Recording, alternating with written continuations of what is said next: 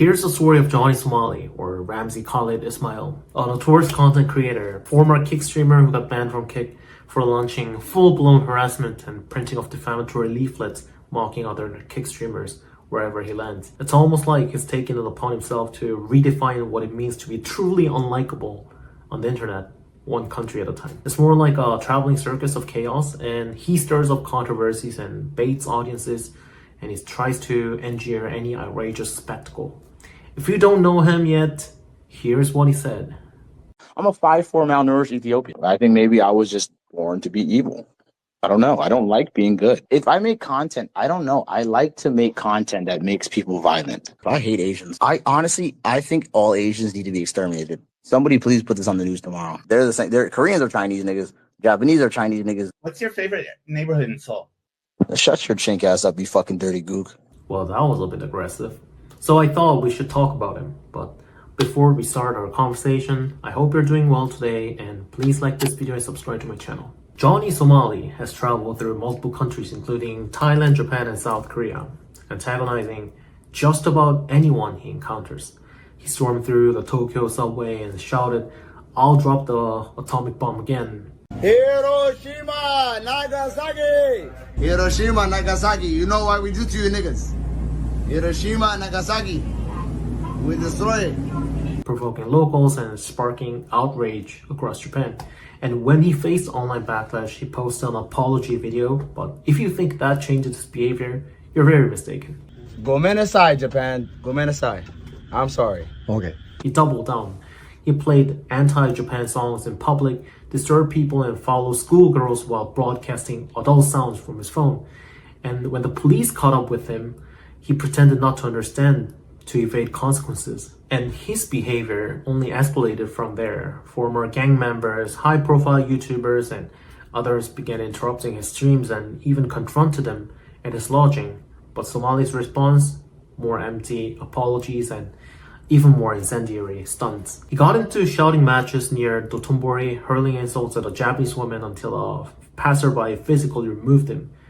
This incident exploded online, but soon calls to ban him from re-entering Japan were everywhere. By spring 2023, Osaka police had had enough. They monitored his broadcast closely, caught him live streaming at a construction site, causing another scene.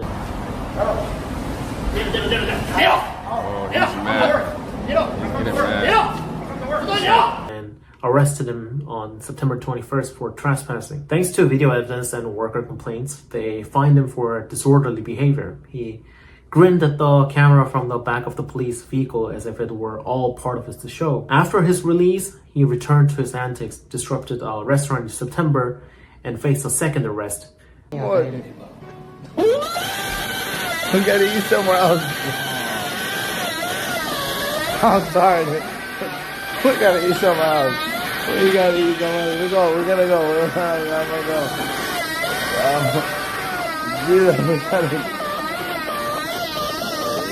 Gino, we gotta eat somewhere else. I'm sorry, I don't know. The court fined him 200,000 yen in January 2024, and he was ultimately deported for overstaying his visa. So I would say it's safe to say Japan has zero interest in welcoming Johnny Somali back anytime soon.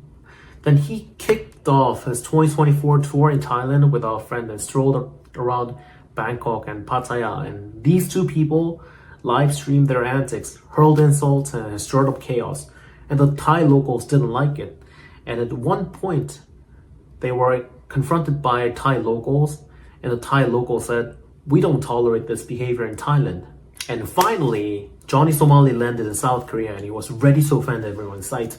And he kissed the statue meant to honor comfort women victims. Closer to me. Come closer. I stand with the Korean people. I love Korea. And everything that I did in Japan was for the Korean and the Chinese people. And he trashed stores and played loud music on public transport. And his antics escalated until locals called the police. And he responded by crying discrimination. And it's crazy how he keeps pushing boundaries, even insulting Statue of Peace and promoting himself as a Japanese imperialist by carrying a Rising Sun flag in Korea, which is the country that suffered the imperial Japanese colonization for 35 years. In October, he faced physical confrontations from locals and YouTubers, but he mocked his detractors online and said that their hate only boosted his fame. And he posted anti-Korean content, and he was insisting he was untouchable.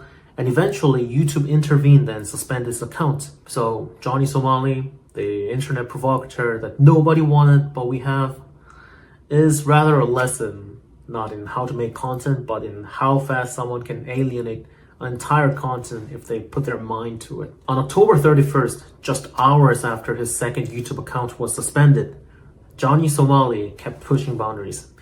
That morning, he encountered Mr. Yu, a former UDTCO Special Forces sergeant who wasn't really happy with Johnny's attitude, and Johnny mocked him on camera, and he had enough and punched him square in the face. And videos from this incident spread quickly, and finally, when the police came, Mr. Yu turned to the camera and said, "Citizens will handle people like Johnny Somali who cause trouble in Korea." The same day, Seoul's Mapo police station announced an investigation into Johnny for disturbing a convenience store.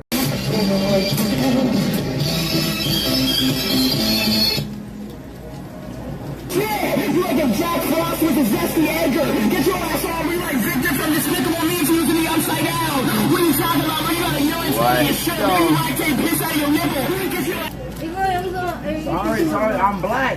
I'm not gonna drink nothing. 여기서 드시면 안 돼요. I don't drink. Here, sure. No drink. 이거 No. Look here. 이거. I eat the ramen. 그리고 아줌마, I don't. Okay, sure. I'm gonna eat the ramen.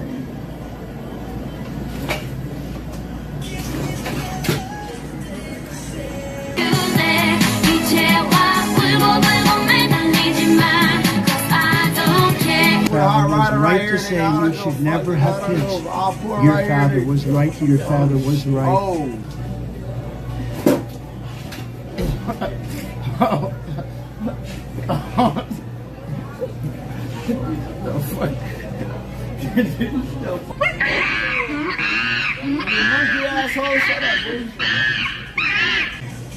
I did not drink it, you stupid bitch. Fuck you. Fuck you, Chinese ass bitch. Fuck you. After he blasted loud music and spilled ramen everywhere, and he caught the police attention. And later, authorities decide to investigate further, and Johnny's now banned from leaving South Korea. 2 days later, likely realizing his legal trouble was piling up, Johnny made a so-called apology, but the public didn't buy it.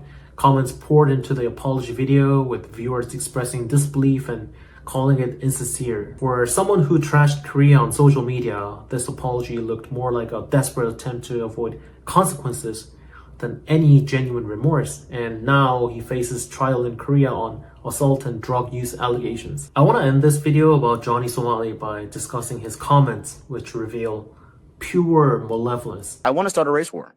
And I think I'm slowly, with every country I go and radicalize, I'm starting a race war. And for all you right-wing people that don't want immigrants to come to countries or not, the right wing should be promoting me and using me as an example. He's essentially crafting his own villain origin story, saying things like, "I think maybe I was just born to be evil." He openly admits he doesn't value or aspire to goodness. He's not joking or being satirical. He's confessing, and his motivation is to stir up hatred and anger.